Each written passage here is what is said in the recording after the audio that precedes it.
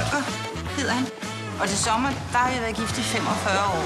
Hvorfor er der ikke mere kaffe? Har du ligget og sovet hele eftermiddagen? Hold for dig, Holger, du hjælper til. Det har jeg ikke set siden din 40-års fødselsdag. Fri.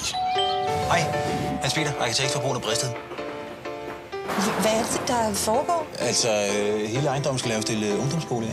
Alle i foreningen skal være ude inden den første. Jamen, vi har ikke fået nogen skrivelse. I burde have fået et brev med posten. Jeg har kigget lidt på jeres økonomi, og det bliver svært.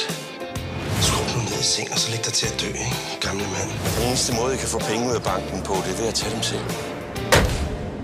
Annette Munk. Det er John.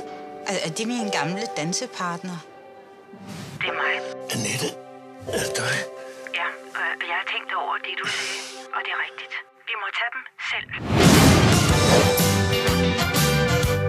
Vi tager bare de penge, vi skal bruge, og hvis der bliver nogen til over, så giver vi dem til Røde Kors. Men det kræver selvfølgelig, at vi først finder den rigtige bank at røve. Hvad med din bank, John? Vi har altid været sådan et fantastisk team. Tænk bare på den gang, vi lagde Forum ned. Det var en dansekonkurrence, Annette. Det er altså noget andet at røve en bank.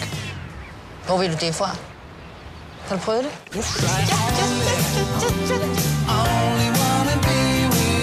Stik mig mit våben, og lad os så for helvede få det her overstået.